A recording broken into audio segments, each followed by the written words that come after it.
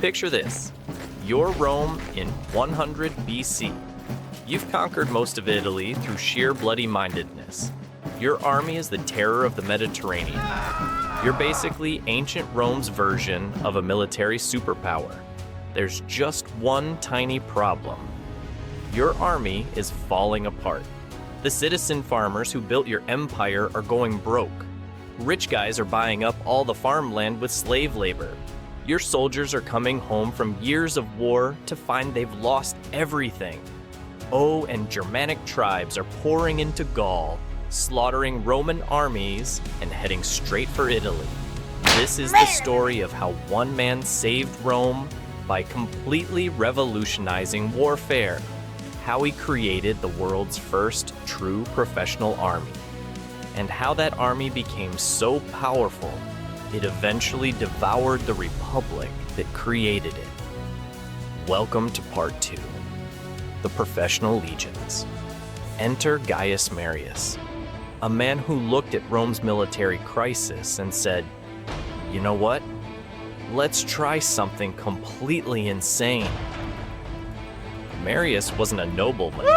He was a country boy from Arpinum who climbed the ladder through pure talent and absolute ruthlessness. When he became consul in 107 BC, he faced a simple choice: fix the army or watch Rome burn. The old system was broken. You had to own property to serve in the legions, but most Romans were too poor to qualify, and those who could afford it didn't want to spend years getting killed in foreign countries while their farms went to ruin. So Marius did the unthinkable. He opened the army to everyone. Landless poor, welcome to the legions. Urban unemployed, here's a sword. Desperate men with nothing to lose? Perfect. You're exactly what we need. For the first time in Roman history, soldiers got paid by the state. They got standardized equipment. They got the promise of land when they retired. But here's the brilliant and terrifying part. These men weren't fighting for Rome anymore. They were fighting for Marius, the guy who fed them, armed them, and promised to take care of them. Marius had created something revolutionary, an army of professionals whose loyalty belonged to their general, not their government. It was like turning your military into a personal corporation. Amazingly effective. Absolutely terrifying for democracy. Marius didn't just change who could join the army. He completely redesigned how it worked. Every soldier now carried identical equipment. The gladius, a short stabbing sword perfect for close combat. The pilum, a heavy javelin designed to bend on impact so enemies couldn't throw it back. The scutum, a massive rectangular shield that turned Roman formations into mobile walls. No more rich guys showing up with fancy armor while poor guys fought with kitchen knives. Everyone looked the same, fought the same, and died the same. Marius replaced the old manipular system with something even better. The cohort. Each cohort was about 480 men who could fight as a unit or combine with other cohorts to form a legion of nearly 5,000 soldiers. These weren't citizen farmers playing soldier part-time. These were professionals who trained constantly, marched incredible distances, and built fortified camps every single night. Roman soldiers became famous for carrying everything they needed on their backs. Other armies called them Marius mules because they hauled so much gear. But that gear made them completely self-sufficient. The new legions were also incredible engineers. They didn't just fight. They built roads, bridges, siege engines, and fortifications. Roman soldiers could level a forest, bridge a river, and construct a fortress in the same afternoon they won a battle. They were the Swiss Army knife of ancient warfare. So what was it actually like to be a professional Roman soldier? Brutal. Absolutely brutal. Training started at dawn every single day. Soldiers marched 18 miles in full gear, carrying packs that weighed up to 100 pounds. They drilled with weapons until every movement became instinct. They practiced formations until they could deploy in perfect order while being shot at with arrows. Discipline was enforced through terror. Minor infractions got you beaten with sticks. Serious offenses could get you executed. The most feared punishment was decimation. If a unit fled from battle, every 10th man was selected by lottery and killed by his own comrades. But here's the thing, it worked. Roman soldiers became the most disciplined fighting force in human history. They could march all day, build a fortified camp in the evening, fight a battle the next morning, and do it all over again for months. They also became incredibly loyal to each other. When you're sharing a tent with 7 other guys, eating the same terrible food, and facing the same dangers, you form bonds stronger than family. Roman soldiers would die before abandoning their standards. Not because they were stupid, but because their unit was their entire world. But what made Roman legions truly unstoppable wasn't just their fighting ability. It was their engineering skills. Roman armies moved with workshops, supply trains, and construction crews. When they conquered a territory, they didn't just defeat the locals and leave. They rebuilt the entire landscape to suit Roman needs. They constructed roads that were marvels of engineering. Not dirt paths, but properly paved highways with drainage systems, milestones, and bridges. The Via Appia could support loaded wagons traveling at speed in any weather. These roads weren't just for moving armies, they were tools of control. Once Rome built a road to your territory, Roman law, Roman taxes, and Roman culture followed.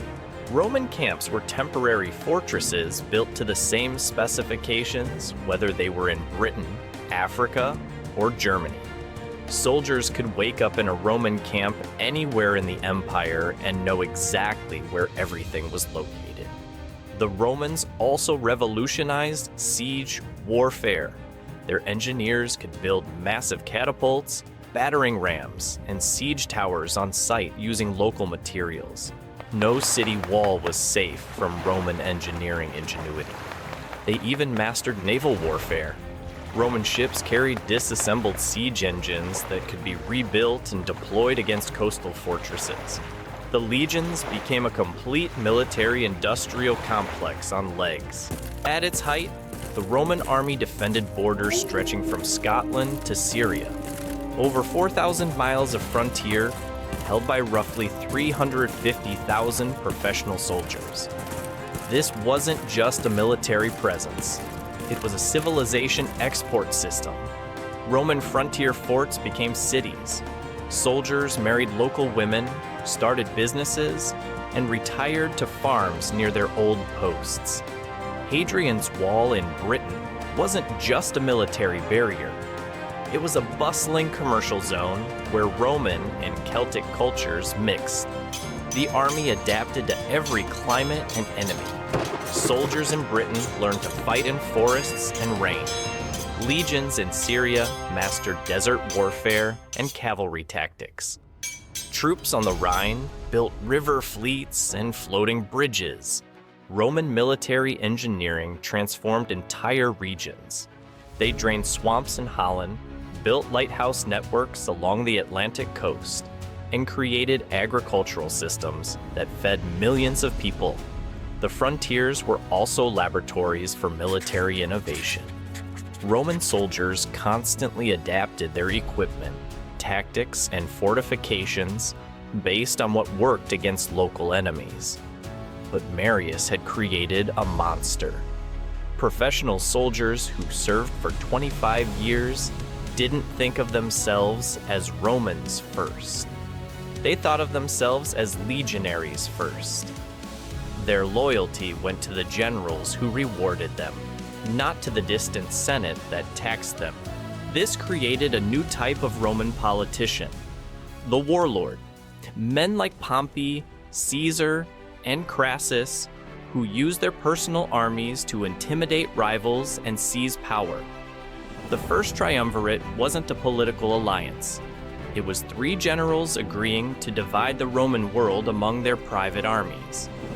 Julius Caesar didn't conquer Gaul for the glory of Rome.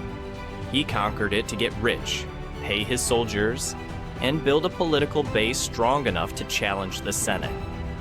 When the Senate ordered Caesar to disband his army and return to Rome as a private citizen, Caesar's response was simple: "My soldiers are loyal to me, not you," and he crossed the Rubicon with his legions behind him. Under the emperors, the professional army reached its ultimate form. Augustus created a standardized military system that lasted for centuries. 28 legions stationed across the empire, each with its own number, name, and proud history. Auxiliary units recruited from conquered peoples. A professional navy controlling the Mediterranean. Roman soldiers built Hadrian's Wall, conquered Dacia, and pushed the frontier to its maximum extent. At its peak, the Roman army was the most advanced military force that would exist until the gunpowder age. But the seeds of decline were already planted. Recruiting Roman citizens became harder as the empire grew richer and more peaceful. The army increasingly relied on foreign soldiers whose loyalty was questionable. Generals still used their legions to seize power.